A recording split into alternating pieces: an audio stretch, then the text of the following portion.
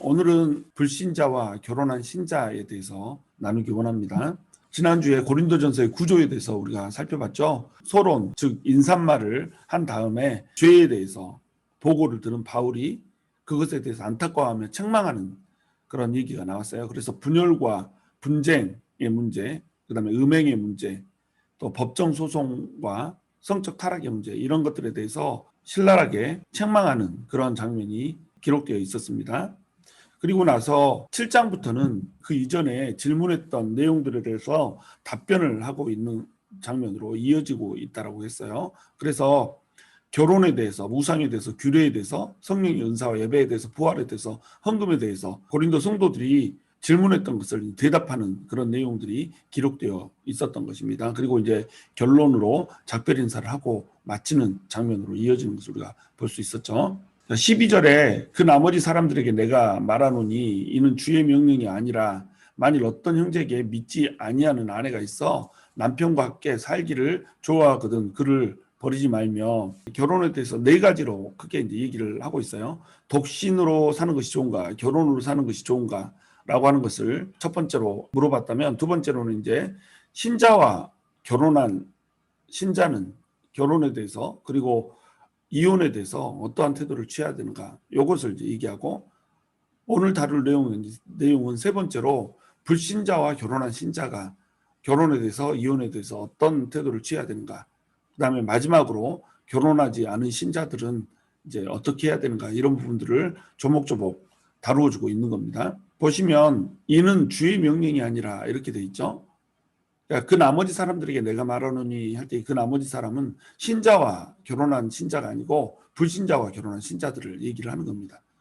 그리고 이는 주의 명령이 아니라 이렇게 얘기한 것은 이 말씀이 성령의 감동으로 된 말씀이 아니다, 이런 말이 아니에요. 이는 주의 명령이 아니라, 이 말은 예수님의 명령이 아니라는 뜻입니다. 예수님께서 결혼에 대해서 이미 설명을 해줬고, 예수님이 설명해 준 내용을 근거로 해서 음행한 연고가 아니면 이혼하지 말라, 예수님께서 이렇게 말해 주셨기 때문에 이혼을 하지 않는 것이 좋다라고 바울이 얘기를 해줬죠. 물론 지난주에도 설명을 드렸듯이 이 내용들을 바라보는 데 있어서 고려해야 될 점이 있다라고 그랬어요. 고린도 교회가 굉장히 타락한 도시 가운데 세워졌다라고 하는 것들을 감안해야 되고, 두 번째로는 임박한 종말론이라고 하는 관점에서 사도 바울이 글을 쓰고 있다라고 하는 것, 곧 주님이 오실 것이기 때문에 장가 들고 시집가고 이런 것에 집중할 때가 아니라고 하는 관점, 이 관점이 있다는 것과, 세 번째로는 그리스도를 믿는 사람들이 심각한 핍박 가운데 있었기 때문에 이 핍박을 견디면서 신앙생활을 지켜내기 위해서는 결혼하지 않는 것이 더 좋을 수도 있다. 타별을 했다고 할지라도 다시 재혼하지 않는 채로 혼자서 있는 것이 좋을 수도 있다라고 하는 그런 관점에서 쓰여졌다라고 하는 특수한 상황을 우리가 감안을 해야 된다라고 그렇게 얘기를 했어요. 그런데 여기서 이제 만일 어떤 형제에게 믿지 않은 아내가 있어서 남편과 함께 살기를 좋아하거든 그를 버리지 말며, 이렇게 돼 있어요. 함께 살기를 좋아하는 불신자가 있으면 버리지 말라는 거죠. 그런데 만약에 함께 살기를 싫어하면 어떻게 하죠? 그러면 버려도 된다는 뉘앙스를 풍기고 있는 겁니다. 불신자와 결혼해서 같이 신자가 살아가고 있는 이런 케이스가 벌어지는 이유는 주로 고린도 교회에서는 어떤 케이스냐면 다들 불신자였어요. 그런데 사도 바울이 가서 교회를 개척하죠. 그럼 교회를 개척하면 교회를 개척한 후에 두 부부가 같이 믿는 부부가 될 수는 없잖아요. 꼭 그러란 법이 없잖아요. 그래서 둘 중에 한 사람은 믿게 돼요. 한 사람이 이제 안 믿는 상태로 있는 거죠. 그러면 안 믿는 상태로 있는 사람은 어떻게 될까요? 고린도 성에 있었던 그 거룩하지 못하고 타락한 모습을 그대로 답습하면서 살아가는 겁니다. 그러면 두 사람이 결혼했는데 결혼의 그 신성한 의무들을 서로 지켜내지 못하는 경우가 다반사로 생기는 거예요. 그러면 결혼한 신자 측에서 어떤 생각이 들겠어요? 아, 이 사람과는 도무지 같이 살 수가 없겠구나라고 하는 생각이 든단 말이죠. 그런데 이러한 경우에 이 신자는 불신자와 헤어지면 안 된다는 거죠. 이러한 경우에도 이혼하지 않고 같이 살아주는 것이 좋다는 거예요. 그런데 만약에 이 불신자가 이혼하기를 원해요. 불신자가 너 너무 거룩하고 재미없고 나는 내 멋대로 나가서 이렇게 살고 싶다, 이렇게 하면은 굳이 붙잡지 말고 이혼하라는 거죠. 또 13절에도 어떤 여자에게 믿지 않은 남편이 있어 아내와 함께 살기를 좋아하거든 그 남편을 버리지 말라. 아내에게도 이렇게 얘기하고 있어요. 어떤 여자에게 믿지 않은 남편이 있어요. 그래서 아내와 함께 살기를 좋아하거든 그 남편을 버리지 말라. 이 말은 뭐예요? 그 아내와 함께 살기를 싫어하면 그 남편을 버리란 말이 되는 거예요. 그러니까 음행의 연고가 아니면 이혼하지 말라라고 신자와 신자 사이에서는 아주 엄격하게 이혼에 대해서 금지령을 내렸는데 불신자하고는 이혼이 허락이 돼버렸단 말이죠. 왜 그러냐면 이것이 주님을 위해서 섬기는데 방해가 되기 때문에 그렇다는 겁니다. 그래서 결혼을 할 때 애초에 예수를 믿지 않는 사람과 예수를 믿는 사람이 결혼을 할 수가 없다는 거예요. 그 이유는 뭐냐면 결혼이라고 하는 말 자체가 시주 그노미라고 하는 뜻이기 때문에 그렇다는 거예요. 시주 그노미는 멍에를 함께 맨다는 뜻이에요. 멍에를 함께 맨다. 이 말은 멍에를 메고 뭐 하겠어요? 두 마리의 소가 멍에를 메고 함께 밭을 가는 것이다. 이 말이죠. 결혼이라고 하는 것은 남자와 여자가 한 쌍의 소가 되어서 멍에를 함께 메고 밭을 가는 거예요. 그런데 이 밭은 뭐죠? 하나님의 밭이죠. 하나님의 밭은 하나님의 사업을 얘기하죠. 그리고 성도들에게 대해서도 너희는 하나님의 밭이다 이렇게 얘기하잖아요. 그러니까 사역자에게 있어서 하나님의 밭은 성도들이고 이렇다는 거죠. 이 성도들에게 있어서 하나님의 밭은 뭘까요? 역시 하나님의 나라죠. 하나님의 나라라고 하는 밭, 하나님의 교회라고 하는 밭을 같이 가르라고 결혼을 해놓는단 말이죠. 이 결혼을 함으로써 서로 부부의 이런 사랑의 관계들을 통하여서 하나님과 성도의 그런 사랑의 관계를 깨닫고 더욱더 깊어진 하나님과의 그 교제를 두 부부가 함께 손잡고 가는 것, 이것이 결혼이라는 거죠.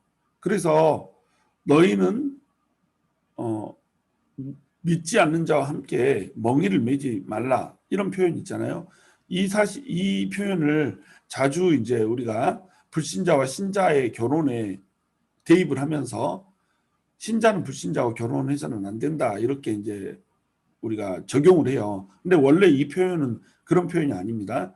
믿지 않는 소와 함께 멍에를 매지 말라. 이 믿지 않는 자와 함께 멍에를 매지 말라. 이 말은 원래의 의미는 사업을 하거나 뭐 이렇게 할 때 믿지 않는 사람과 같이 동업을 하거나 이렇게 하지 말라는 거죠. 왜냐하면 사업에 있어서도 엇갈리기 때문에 그렇다는 거죠. 그리고 하나님의 사업이 아닌 세상의 사업이 돼버릴 우려가 있기 때문에 함께 멍에를 매지 말라고 이렇게 표현한 건데 이것은 당연히 결혼에도 적용이 될 수가 있는 거예요. 왜냐하면 결혼 자체의 뜻이 시주 근엄이라고 그랬죠. 결혼이 용어로 시주 근엄이라는 뜻인데 이것이 멍에를 함께 맨다는 뜻이란 말이에요. 그러니까 믿지 않는 자와 함께 멍에를 매지 말라. 이 말은 믿지 않는 자와 결혼하지 말라. 이런 뜻으로 적용이 충분히 될 수가 있단 말이죠. 왜 그러냐면 두 마리의 소가 함께 하나님의 밭을 가는 거잖아요. 그럼 이 두 마리 소가 20년, 30년 동안 각기 다른 삶을 살아왔잖아요. 각기 다른 삶을 살아왔기 때문에 밭을 갈 때도 한 소는 이쪽으로 가고 싶어 하고 한 소는 이쪽으로 가고 싶어 한단 말이죠. 멍에를 하나로 메고 있는데 서로 다른 길로 가고 싶어 해요. 그러면 이게 고통스러워지는 거죠. 뜻이 안 맞고 또 의견이 안 맞게 되는 거죠. 그러니까 이혼의 대부분의 이 원인이 뭐예요? 우리는 성격이 안 맞아. 이것 때문에 이혼을 하잖아요. 크리스찬들도 이혼율이 불신자들과 그렇게 다르지가 않아요. 이혼율이 너무너무 높아요. 결혼이라고 하는 것을 너무 쉽게 생각하죠. 그래서 결혼하기 전엔 좋아서 결혼을 했는데 결혼하고 나서 밭을 매려다 보니까 이게 서로 길이 다른 거예요. 이 밭으로 이쪽으로 가자, 저쪽으로 가자. 이래가지고 힘들어지니까 여기서 조율을 하고 한 방향을 타협을 해서 찾아가는데 타협점을 찾지를 못하는 거죠. 그러니까 우리 멍에 풀자, 갈라지자 이렇게 해가지고 갈라지죠. 그리고 나서 새로운 사람 만날 때도 또 하나님 안에서 하나님의 비전 가운데 만나지를 못하는 거예요. 그러니까 또 멍에를 메고 가다가 안 맞다. 우리는 성격이 안 맞아. 또 갈라지고 성격 맞는 사람은 있을 수 없는 겁니다. 성격은 다 달라요. 모든 사람이 10명이 있으면 10명이 성격이 다 달라요. 그래서 10명의 여자들이 내 옆에 있어서 혹시라도 가능해가지고 10명의 여자들과 다 결혼하면 성격 때문에 헤어져야 되면 10명의 여자와 다 헤어져야 되는 겁니다. 이혼 10번 해도 11번째 남자도 또 성격이 달라요. 그러니까 그것들은 이혼의 사유가 될 수가 없다는 거죠. 그래서 음행한 연고 없이는 헤어지지 말라고 한 겁니다. 심지어는 신자와 신자가 결혼해도, 그리고 성도들끼리 결혼해서 이 두 성도가 예수님을 깊이 만난 사람이라고 해도 때로는 가는 길이 다를 때가 있단 말이에요. 헌금을 얼마 하자, 뭐 이번 수련회 참여하자, 우리 그런 식으로 믿는 것은 옳지 않다, 캠프 신앙은 옳지 않아, 예수님을 깊이 만나야지, 말씀 가지고 교리만 가지고 그렇게 딱딱하게 믿으면 안 돼, 너는 너무 건조했어, 너무너무 감정적이야, 막 이런 거 가지고 뜻이 안 맞아서 이게 어디로 가야 될지 너무 고통스럽잖아요. 그런데 신자와 불신자가 결혼을 해서 멍에를 메고 간다. 그러면 이 멍에를 메고 가고자 하는 방향이 다른 거예요. 신자는 밭을 갈고자 하는데 불신자는 자기가 갈고 싶은 밭이 따로 있는 거예요. 하나님의 밭이 아니라 자기의 밭을 갈고 싶은 거죠. 그러니까 불신자와 결혼하면 이미 불행이 예고가 된 거라고 하는 겁니다. 갈고자 하는 밭이 다르기 때문에. 물론 이 성도가 불신자하고 별로 다를 바가 없어요. 그러면 갈고자 하는 밭이 같기 때문에 크게 이제 문제가 안 되는 경우가 있어요. 그런데 물론 예수님 안에서 결혼하지 않고 하나님 없이 결혼하면 아까도 얘기했던 그 서로 가고자 하는 문화적인 차이, 방향적인 차이, 이것 때문에 행복할 수가 없어요. 결혼이라고 하는 자체가 행복하기가 힘든 겁니다. 왜? 서로 너무 다르기 때문에. 그러니까 결혼해서 행복하게 사는 부부보다 행복하지 않은 부부가 더 많은 거예요. 사람이 성격이 다르기 때문에. 그래서 성격 차이를 극복하고 함께 화합을 이루면서 갈 수 있는 유일한 방법, 이게 예수 그리스도가 중간에 끼어들어가는 거거든요. 예수 그리스도 안에서 완벽히 순종할 때 행복이라고 하는 것도 주어질 수 있는 거거든요. 근데 불신자와 신자가 결혼을 해버렸다? 근데 신자가 아주 깊어진 사람이다? 이러면 불신자하고 사는 것이 너무너무 힘들어지는 거예요. 근데 이 불신자 입장에서도 사실은 요 깊어진 사람과 함께 사는 것이 너무너무 힘든 거예요. 주말에 좀 같이 여유롭게 여행도 가고 이러고 싶은데 이 사람 맨날 교회 간다고 없어지고, 금요일날 저녁에는 불금이라 술 한잔 같이 때리고 싶은데 술은 절대 안 먹는다고 그러고, 금식해야 되니까 금식하면 기도해야 되니까 우리 따로 각방 쓰자고 그러고, 뭐 성결하게 살아야 되니까 당신이 입에 거친 말 하고 이러면 그런 것은 막아야 되고, 자식하고 같이 공차로 가고 싶은데 자식 데리고 BBS 간다고 그러고, 모든 것이 막 이렇게 이그러지는 거예요. 그러니까 이제 결혼하지 않은 불신자 입장에서도 신자가 힘들어지는 겁니다. 그래서 불신자 쪽에서 먼저 우리 갈라서자 이렇게 말할 수가 있다는 거예요. 그런데 반면에 그래도 나는 당신이 좋다, 당신과 함께 살고 싶다, 이렇게 하면 그 남편을 버리지 말라는 거죠. 14절, 믿지 아니하는 남편이 아내로 말미암아 거룩하게 되고 믿지 아니하는 아내가 남편으로 말미암아 거룩하게 되나니 그렇지 아니하면 너희 자녀도 깨끗하지 못하니라. 그러나 이제 거룩하니라. 이렇게 얘기하고 있죠. 자, 믿지 아니하는 남편이 아내로 말미암아 거룩하게 된다. 이 말은 이 율법의 개념하고 굉장히 차이가 있어요. 율법의 개념은 뭐예요? 거룩한 자와 부정한 자가 있어서 거룩한 자가 부정한 자를 만지면 어떻게 되죠? 거룩한 자가 더럽혀지는 거예요. 그러니까 홀리니스 코드라고 해서 이 거룩함의 경계를 둔 겁니다. 그래서 더 거룩하지 못한 자는 거룩한 곳 안으로 들어오지 못하게 이렇게 했고, 거룩하지 못한 자가 있으면, 부정한 자가 있으면 부정한 자를 손대지 못하게 했던 거예요. 그래서 나병 환자가 있으면 나병 환자는 사회로부터 격리돼서 살았잖아요. 왜? 거룩하지 못하다고 생각되었기 때문에 이 사람을 만지는 사람도 불결해진단 말이죠. 또 시체를 만지는 사람은 회중 가운데로 들어올 수가 없게 돼 있는 거예요. 왜냐하면 시체는 부정하다고 얘기했거든요. 이 부정한 것을 만진 사람은 부정해졌기 때문에 거룩한 무리 안으로 들어오지 못하고 일정 동안 밖에 있다가 들어오게 이렇게 만들어 놨단 말이죠. 그런데 예수님이 오면서 이것이 확 깨져 버리는 거예요. 예수님께서 오셔서 어떻게 해요? 문둥병자에게 손으로 안수를 해버리잖아요. 그러면 이 문둥병자는 질병으로부터 어떻게 돼요? 나음을 입어버린단 말이죠. 거룩한 자가 부정한 자를 만짐으로 인해서 부정한 자로 인해서 거룩한 자가 더럽혀지는 것이 아니라 거룩한 자에 의해서 부정한 자가 깨끗하게 되어버리단 말이죠. 예수님이 주신 능력이 바로 이런 거거든요. 그리고 또한 죽은 자가 있을 때 예수님이 죽은 자에게 손을 얹고 기도하니까 어떻게 돼요?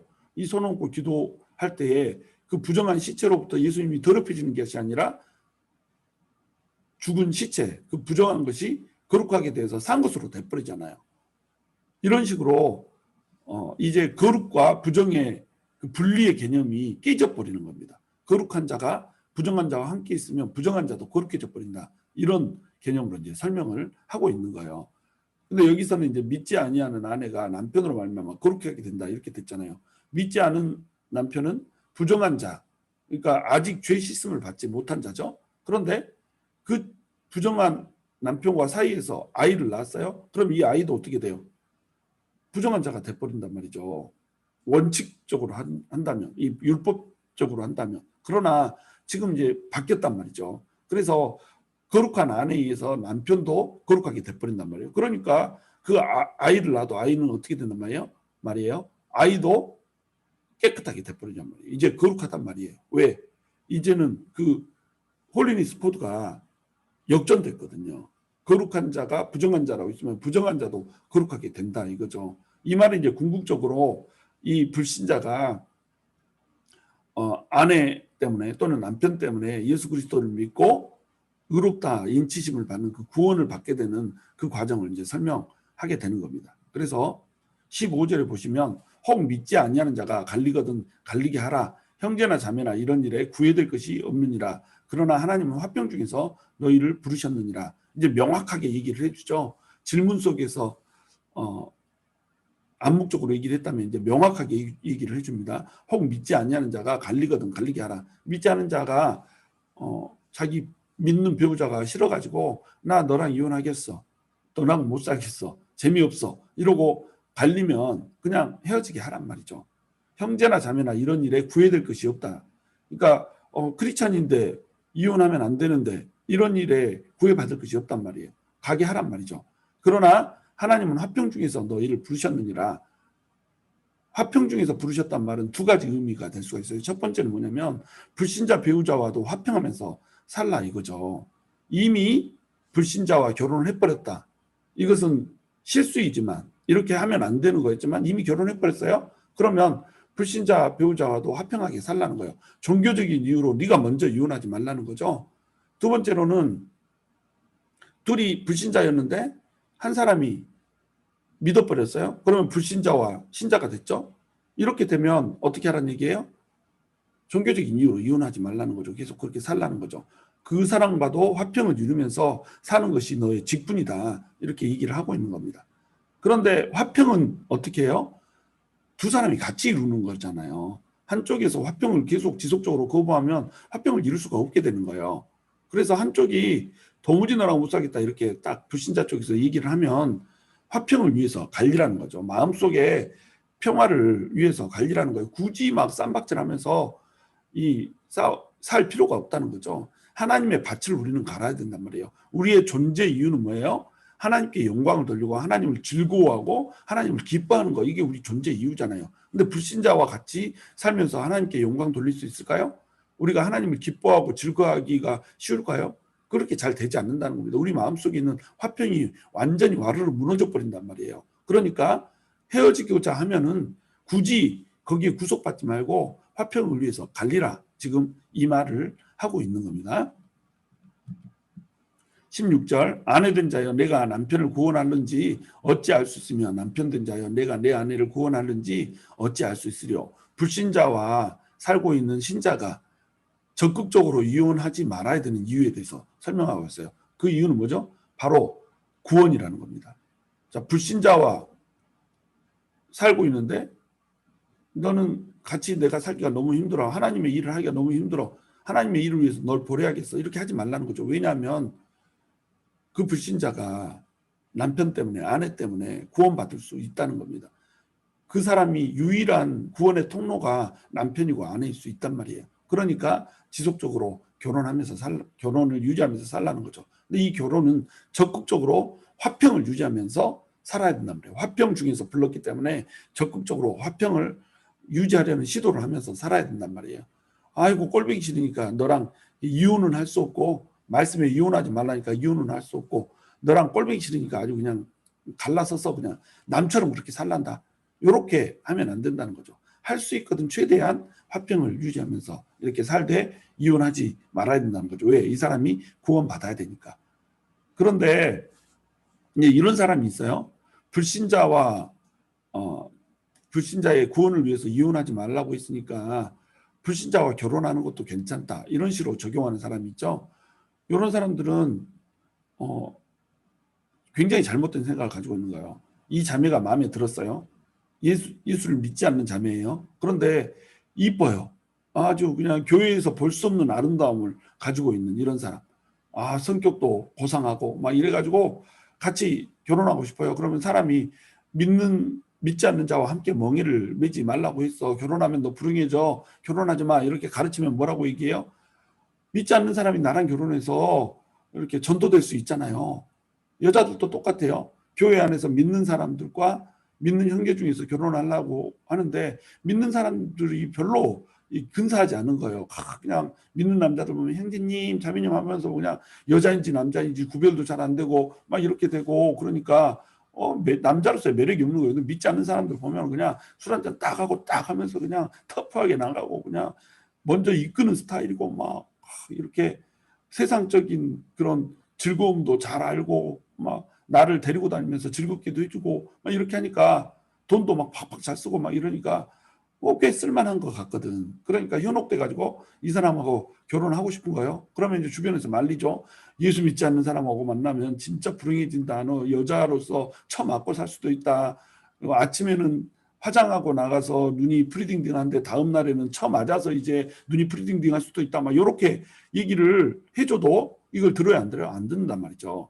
이 사람과 결혼해서 이 사람 전도하면 되지 이렇게 생각한단 말이죠. 그런데 그 사람은 절대로 전도가 되지 않는단 말이에요. 배우자의 말을 절대 듣지 않는단 말이죠. 남편 때문에 믿게 되고 아내 때문에 믿게 되는 이런 확률이 굉장히 저조해요. 그래서 같이 믿지 않는 쪽으로 같이 신앙생활에 방해가 되고 저쪽이 되는 쪽으로 가는 경우가 너무나도 많단 말이죠. 그러니까 구원을 위해서 불신자랑 결혼한다. 이것은 이제 사실은 자기 합리화라는 거죠. 이런 사람이 이렇게 주장하는 사람들이 구원을 사람들에게 구원하고 전도하고 하는데 관심이 많은가? 꼭 그렇지 않다는 말이죠. 전도의 열정으로 불타있는 이런 사람들이 이런 말을 하는 것이 아니라 주로 전도에 관심이 없는 사람이 이때만 결혼할 때만 딱 전도에 관심이 높아지는 거예요. 다른 사람을 구원하는 데는 관심이 없어요. 내 남자라고 생각되는 사람, 내 여자라고 생각되는 사람 앞에만 서면 이제 갑자기 전도에 확 관심이 높아진 사람처럼 이렇게 위장을 하게 되는 거죠. 그래서 결혼을 하고 나면 결혼해서 정말로 힘든 삶을 살게 되는 겁니다. 이 사람과 결혼하지 않았다면 실제로 수많은 사람을 전도할 수 있고 선교적인 삶을 살 수 있었을 텐데 그렇지 않았기 때문에 이런 일들을 다 놓쳐버리고 자기 스스로도 겨우 구원받는 그 믿음 갖고 살아가는 사람들이 얼마나 많은지 몰라요. 우리 주변에서 쉽게 찾아볼 수 있습니다. 17절 오직 주께서 각 사람에게 나눠주신 대로 하나님이 각 사람을 부르신 그대로 행하라. 내가 모든 교회에서 이와 같이 명하노라. 자, 이 말은 처한 위치에 자족하라는 말이 아니에요. 나눠준 대로 그대로 그냥 이것이 좋습니다. 뭐 이것에 만족하면서 살아야지 자기 만족하면서 이렇게 살라는 말이 아니에요. 하나님이 각 사람을 부르신 그대로 행하라 이렇게 나와 있단 말이죠. 그러니까 부르심에 따라서 주어진 상황에 최선을 다하고 살라는 거예요. 자포자기하고 살라는 것이 아니고 하나님이 부르신 그 뜻이 다 있다라고 하는 생각 가지고 부르심에 맞춰서 행하라는 거예요. 믿지 않는 사람과 만약에 결혼해서 살고 있다. 또는 믿지 않는 상태로 같이 결혼했는데 한 사람이 먼저 믿었다. 그러면 이 믿지 않는 사람 어차피 믿지 않는 사람과 살아야 되잖아요. 그러면 이 믿지 않는 사람을 하나님께서 주신 나의 십자가로 여기고 최선을 다해서 이 사람을 사명직으로 선교지로 여기고 이 사람을 섬기라는 거죠. 그래서 이 사람이 믿는 자리로 올 수 있도록 거룩해질 수 있도록 이렇게 하란 말이죠. 이거 부르심이란 말이죠. 부르심의 뜻대로 최선을 다해서 살라는 거예요. 내가 주어진 상황 가운데서 내가 할 수 있는 최선의 방편을 내면서 하나님의 부르심에 합당하게 살라는 거죠. 자포자기하고 이 끌려가는 대로 이렇게 나한테는 뭐 불신자와 살게 이렇게 하셨나 보지 이렇게 해가지고 신앙생활도 제대로 못하고 이렇게 살지 말고 신앙 굳건히 지켜내면서 하나님의 부르심이 이 사람에게 있나 보다, 이 사람을 내가 불러내야겠다 이렇게 하면서 공격적으로 살라는 말이죠. 최선을 다해서 살라는 말이죠. 이것이 이제 사도 바울의 불신자와 신자가 결혼했을 때 주는 가르침입니다. 여러분, 이 가르침은 우리가 반드시 결혼 문제가 아니라도 삶의 문제에서 그대로 이제 적용할 수가 있어요. 이제 내일 우리가 살펴보겠지만 이 문제에서 이제 사도 바울은 어디로 넘어가냐면 할례를 받았는가 안 받았는가, 믿는 사람이 할례를 받는 것이 옳은가 받지 않는 것이 옳은가, 이것으로 이 문제로 넘어가요. 그러니까 이 문제는 결혼의 문제뿐만 아니라 다른 문제에도 이 원칙이 그대로 적용될 수 있단 말이에요. 이 원칙은 뭐예요? 하나님 안에서 우리가 화평 가운데 부르심을 받았고 하나님의 부르심 가운데 우리가 하나님의 밭을 가는 사람이다라고 하는 거예요. 우리의 모든 사고의 초점은 어디예요? 바로 하나님이라는 거예요. 우리가 하나님의 밭을 갈고 있는가 안 갈고 있는가, 이것이 너무너무 중요한 문제라는 겁니다. 우리가 하나님 앞에서 주님이 오실 그 날까지 거룩한 자로 서 있는가, 주님이 오실 그 날까지 정말로 열정을 다해서 하나님의 나라를 위해서 일하고 있는 자로 서 있는가, 이것이 중요하다는 거예요. 그러니까 불신자와 이혼 문제도 불신자 쪽에서 갈라지자고 하면 갈라져라 이렇게 얘기하면서도 먼저 갈라지지는 말라. 믿는 자로서 믿는 자의 부르심대로 행하라 이거죠. 믿는 자가 먼저 적극적으로 종교적인 문제로 참지 못하고 십자가 미지 못하고 끊는 행위 하지 말라는 거죠. 이 행위를 삶에서도 그대로 적용하라는 거예요.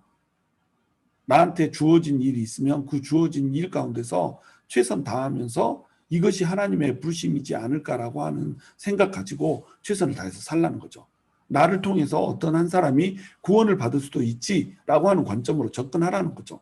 나를 통해서 하나님의 일이 일어나는 과정일 수도 있지라고 하는 관점에서 힘들고 어렵고 또 원통하고 불평등하다고 생각돼도 불합리하다고 생각돼도 이것을 붙들고 나아가는 거예요. 이것이 삶의 원칙이라는 겁니다. 그리스도인은 모든 생각이 하나님께 초점이 맞춰져야 돼요. 하나님의 나라에, 하나님의 영광에 초점이 맞춰져야 돼요. 그 초점이 결혼에 적용되면 이렇다라고 하는 얘기를 하고 있는 거예요. 그러니까 결혼에서 그 나머지 일들로 사도 바울도 확장시켜 나가는 이런 기법을 사용해서 설명을 하고 있는 겁니다. 저와 여러분이 모든 우리 삶의 관점을 하나님의 나라와 하나님의 영광에 초점을 맞추고 정말로 우리의 삶을 통하여서 일생을 통하여서 하나님 오실 그날까지, 주님 오실 그날까지 달려가는 그러한 성도들이 될 수 있기를 주님의 이름으로 축원합니다.